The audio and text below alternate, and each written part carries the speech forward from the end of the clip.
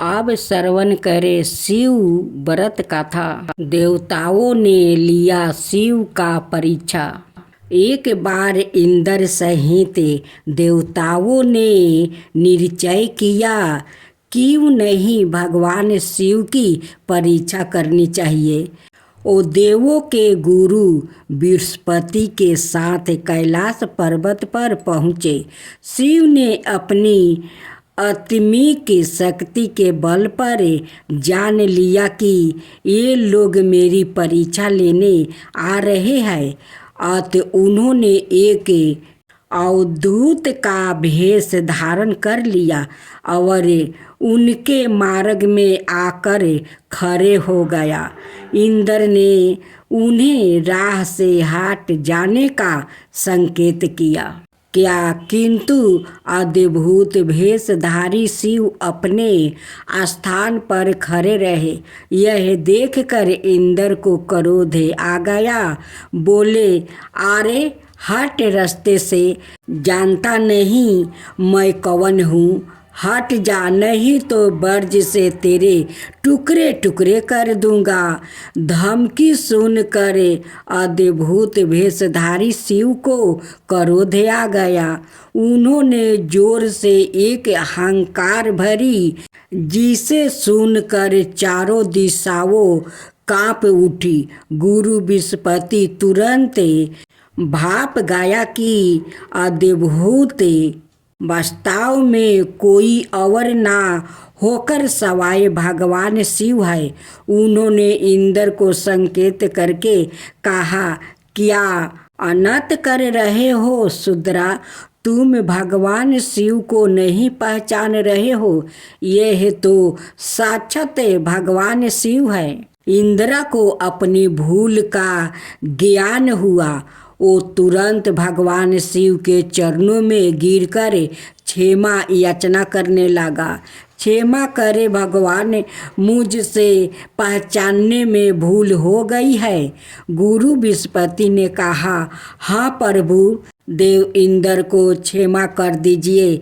यह आपको पहचान नहीं पाए थे। अनजाने में ही इन्होंने आपको आप शब्द कह दिया, क्षमा कीजिए।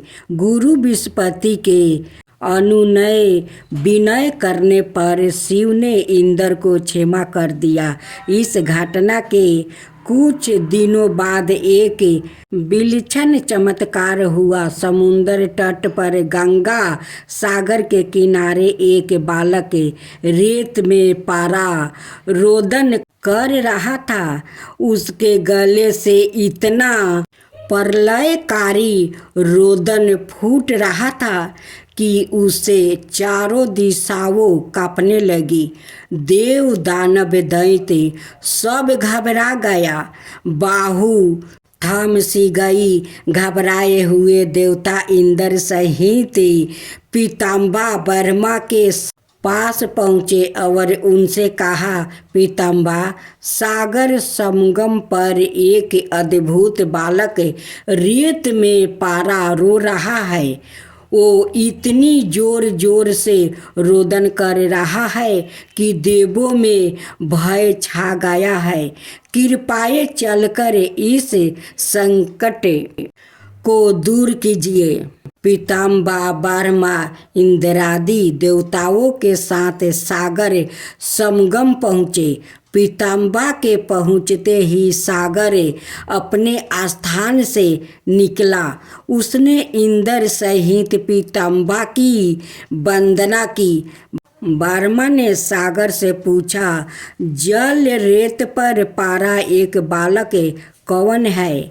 इसके रोदन को सुनकर समस्त संसार त्रस्त हो रहा है। सागर ने कहा, मैं नहीं जानता। भगवान एक दिन एक विलक्षण तेज लहरों में आ गया था। उसी से एक बालक की उत्पत्ति हुई है। यह कहकर सागर ने बालक को गोद में उठाया और ब्रह्मा की गोद में दे दिया। ब्रह्मा की गोद में आते ही बालक ने रोना बंद कर दिया और कुछ ही देर में अचानक बालक की बाहें आगे बढ़ी। उसकी दोनों बाहों ने बर्मा का गाला पकड़ लिया।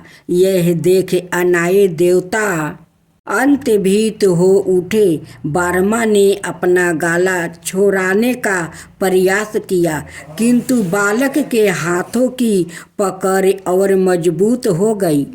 फिर अचानक बालक ने उनका गाला छोड़ दिया और मुस्कुराने लगा। बर्मा अपना गाला सहलाते हुए बोले, इस बालक का नाम क्या है? सागर बोला, अभी इसका नामकरण नहीं हुआ है पीताम्बा, आप ही इसका कोई नाम रख दीजिए। बर्मा बोले, मैं इसका नाम जलंधर रखता हूँ। आज से यह तुम्हारा ही पुत्र कहा जाएगा। बच्चे का नामकरण करके सागर के हाथों में सौंप कर पीताम्बा सहित सब देवता अपने अपने धाम लौट गया। बालक कुछ बड़ा हुआ तो पीताम्बा की आज्ञा से आचार्य शुक्र ने उसे शिक्षा देनी आरंभ कर दिया। देखते ही देखते बालक युवक बन गया। शुक्राचार्य ने उसे दैत्यों का सम्राट बना दिया और कालनेमी नाम का एक असुर की बिंदा नाम की कन्या से उसका विवाह कर दिया। जलंधर महाबलवान सिद्ध हुआ। देखते ही देखते उसने समस्त सागर के द्वीपों पर अपना शासन स्थापित कर लिया। उसकी पत्नी बिंदा ने हर मामले में उसके साथ सहयोग किया। बिंदा एक सती स्त्री थी। उसे बर्मा का वरदान मिला हुआ था कि जब तक उसका सती व्रत कायम रहेगा, सूर्य असुर देव दानव कोई भी उसके पति का बाल भी पाका नहीं कर पाएगा। एक दिन आचार्य शुक्र जलंधर की राजसभा में पधारे। जलंधर ने आचार्य की चरण वंदना की और उन्हें ऊंचे आसन पर बैठाकर पूछा, आचार्य, हमारे यहाँ एक राहु नाम के वीर है। मैं जानना चाहता हूँ कि उसका सिर क्यों काटा हुआ है? आचार्य शुक्र ने कहा, दैत्यराज, राहु का सिर भगवान विष्णु ने अपने सुदर्शन चक्र से काट दिया था। जलंधर बोला, मगर क्यों आचार्य? राहु ने ऐसा क्या कसूर कर दिया था? उत्तर में शुक्राचार्य ने उसे सागर मंथन की समस्त कथा सुनाकर कहा, उसका अपराध यह था कि उसने देवताओं की पंचित में बैठाकर धोखे से अमृत पान कर लिया था। जलंधर बोला, तो इसमें क्या अपराध हो गया? आचार्य, आखिर अमृत निकल भी तो दैत्यों और देवताओं के सम्मिलित प्रयास से ही तो निकला था। फिर अकेले देवता ही उस अमृत को पी जाने के अधिकारी कैसे बन गया? आचार्य बोला, इसमें भी विष्णु की छल नीति थी। दैत्यराज समुद्र से निकले समस्त रत्न देवराज इंद्र ले गया था। यह सुनकर जलंधर क्रोधित होकर बोला, मैं ऐसा हरगिज नहीं होने दूंगा। मेरे पिता के रत्नों का अधिकारी इंद्र नहीं, मैं सवाए हूँ। देवताओं को सागर के रत्न लौटाने ही पड़ेगा। उसके बाद शुक्राचार्य तो वापस अपने स्थान पर चला गया और जलंधर ने घसमरे नाम के दैत्यों को बुलाकर इंद्रपुरी रवाना कर दिया, ताकि वो इंद्र को यह संदेश दे आए कि सागर मंथन से प्राप्ति सारे रत्नों को उसे सौंप दे। घस मर इंद्रपुरी पहुंचा। उनसे इंद्र से कहा, देवराज, मैं दैत्यराज जलंधर का एक संदेश लेकर उपस्थित हुआ हूँ। दैत्यराज ने कहा है कि सागर मंथन के दौरान उसके पिता के जो रत्न आपने हथिया लिया है उन्हें तुरंत लौटा दे। इंद्र ने आश्चर्य से कहा, रतन कैसे? रतन दैत्यराज से कहना कि वो रतन तो देवों के परिश्रम के फल है। सेवक बोला, लेकिन परिश्रम तो देव और दानव दोनों ने ही किया था, फिर रतन अकेले देवों के कैसे हो गया? सीधी तरह रत्नों को लौटा दो, वरना इसका परिणाम बड़ा भयंकर होगा। यह सुनकर इंद्र क्रोधित होकर बोला, तुम्हारा इतना साहस मेरी पुरी में ही मुझे धमकाते हो? ठहरो पापी, मैं अभी तुम्हें इसका माजा चखाता हूँ। यह कहकर इंद्र ने अपना वज्र निकाल लिया, लेकिन तभी आचार्य बृहस्पति ने उसे रोक दिया और उसे समझाते हुए बोले, क्रोध में मत आओ। सूर्यराज यह दूत है और दूत अवधाये होते हैं, इसे जाने दो।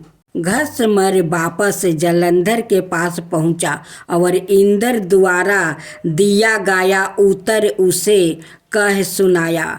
सुनकर जलंधर आग बबूला हो उठा।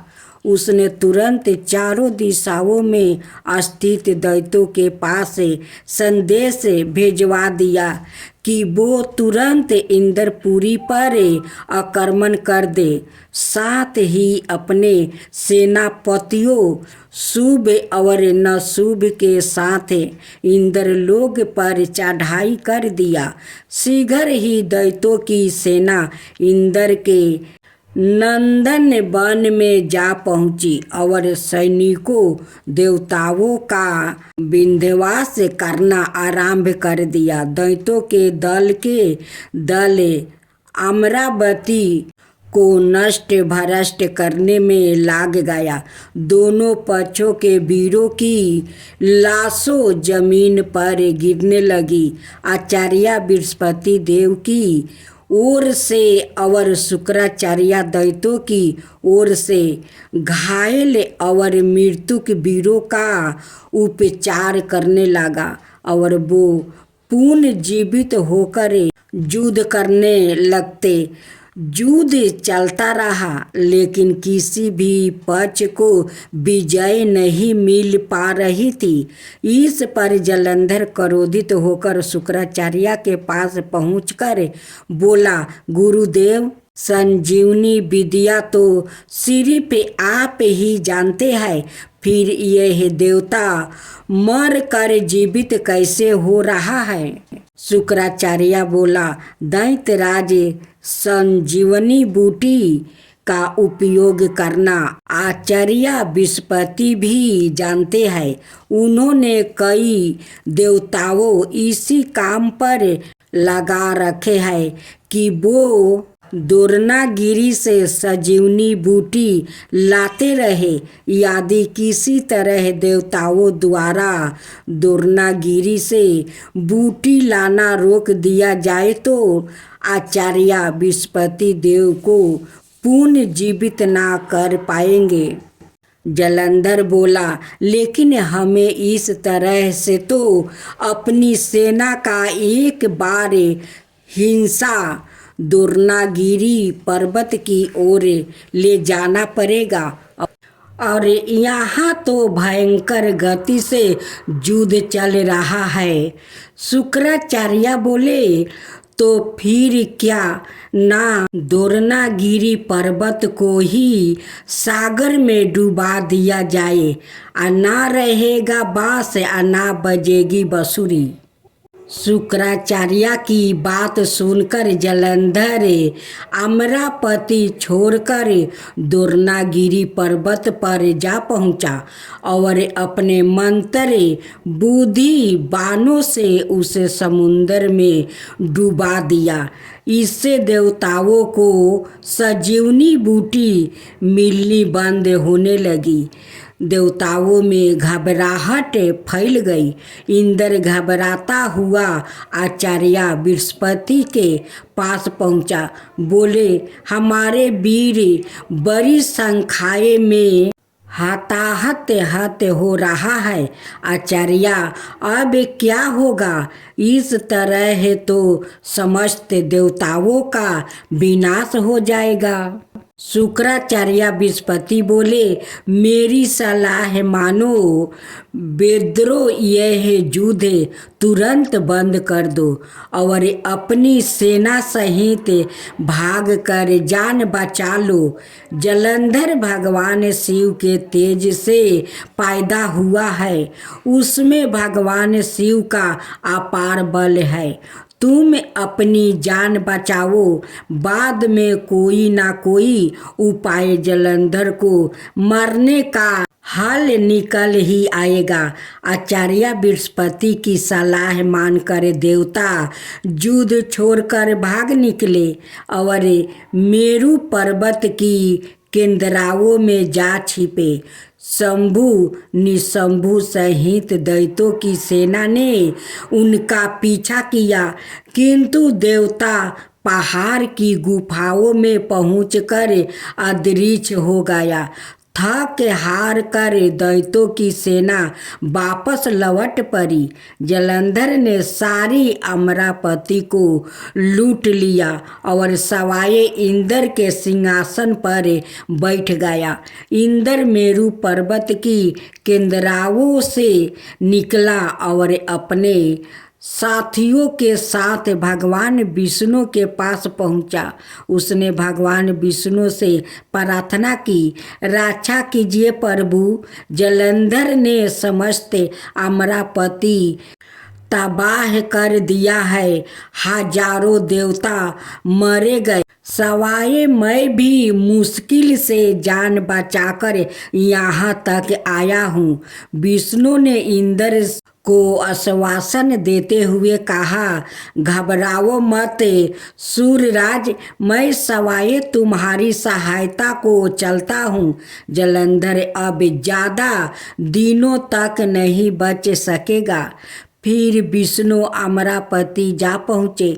विष्णु के वहाँ पहुँचते ही देवताओं में नवीन स्फूर्ति का संचार होने लगा। वो शत्रु सेना पर प्रहार करने लगे। जलंधर बड़े प्रबल वेग से विष्णु के सम्मुख आ डाटा। विष्णु जिस भी अस्त्र शस्त्र का उस पर प्रयोग करते, जलंधर उन्हें तुरंत निष्फल कर देता। आखिर में विष्णु ने हार मान ली। बोला, तुम बाकाई वीर हो जलंधर, मेरे इतने शस्त्रों को भी तुमने निष्फल कर दिया है। अब यह युद्ध बंद कर दो। जलंधर बोला, यह युद्ध अब एक ही शर्त पर बंद हो सकता है। देव यदि आप मेरी बहन लक्ष्मी सहित मेरे द्वीपों पर मेरा आतिथ्य स्वीकार करे। विष्णु ने जलंधर की शर्त स्वीकार कर लिया। जलंधर ने आदेश पर युद्ध बंद हो गया। भगवान विष्णु लक्ष्मी सहित सागर द्वीपों पर पहुँचे। जलंधर अमरावती की सारी संपदा को अपनी राजधानी ले आया और बड़े प्रेम से भगवान विष्णु की अतिथि सेवा करने लगा। एक दिन देव ऋषि नारद उनकी सभा में पधारे। जलंधर ने उनका स्वागत सत्कार किया। नारद जी बोले, दैत्यराज, इस समय समस्त ऐश्वर्या तुम्हें उपलब्ध है, किंतु एक चीज की कमी है। जालंधर बोला, कमी किस चीज की कमी है देव ऋषि? सब कुछ तो मेरे पास मौजूद है। नारद बोले, एक ऐसी सुंदरी की कमी है जो सुंदर होते हुए भी सर्वगुण संपन्न हो। हालांकि तुम्हारी पत्नी बिंदा सवाए भी बहुत सुंदर है, किंतु शिव की पत्नी पार्वती की बात ही कुछ और है। जालंधर बोला, यदि ऐसा है तो देव ऋषि, मैं पार्वती को जरूर अपनी पत्नी बनाऊंगा। मैं आज ही अपनी सेना को कैलाश पर चढ़ाई करने का आदेश देता हूँ। मतिबंध जालंधर अपनी सेना लेकर कैलाश पर्वत पर टूट पड़ा। उसकी सेना और शिव गणों में भयंकर युद्ध छिड़ गया। आखिर शिव के गण युद्ध भूमि छोड़कर भाग निकले। बेबस होकर भगवान शिव को युद्ध भूमि में जाना पड़ा। अपने स्वामी की उपस्थिति में शिव गणों का उत्साह बढ़ गया।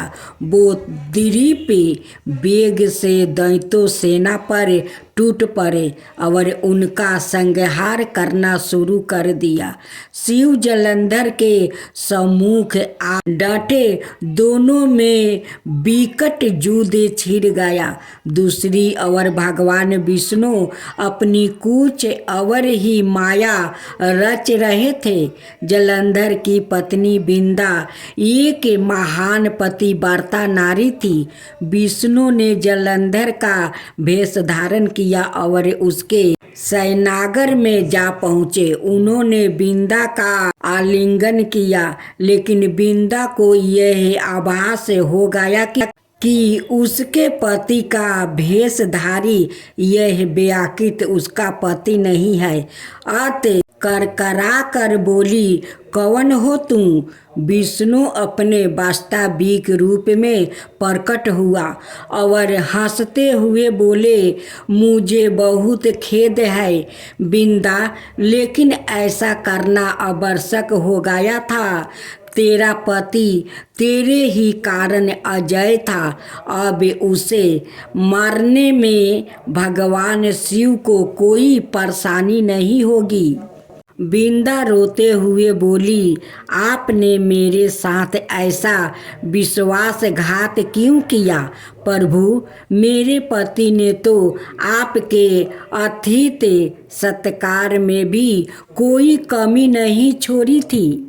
भगवान विष्णु ने उसे आशीर्वाद देते हुए कहा, तुम वास्तव में ही एक पूज्य नारी हो बिंदा, लेकिन हर आताही का एक ना एक दिन अंत होता ही है।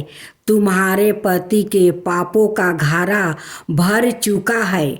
उसका अंत समय निकट आ पहुंचा। मैं तुम्हें वरदान देता हूँ कि आज से सारे संसार में तुम पूजी जाओगी। स्त्री तुम्हारी पूजा किया करेगी। पश्चाताप की अग्नि में जलती हुई बिंदा अग्नि में कूद पड़ी और देखते ही देखते भस्म हो गई। उसके शरीर का तेज निकल कर पार्वती के शरीर में प्रवेश हो गया। देवताओं ने पुष्प वर्षा की। बिंदा के अग्नि में भस्म होते ही जालंधर का तेज घट गया। भगवान शिव ने अपने त्रिशूल से उसका मस्तक काट दिया। जालंधर के मरते ही उसका वो तेज जिससे वो आज तक अजय था, शिव के शरीर में परिवेष्ट हो गया। दैत्य सेना घबरा कर भाग निकली। देवताओं ने शिव की जय जयकारा की। इंद्र ने पुनः अपना सिंहासन प्राप्ति कर लिया और कुछ काल बाद सर्वत्र अमन चैन प्राप्ति हो गया।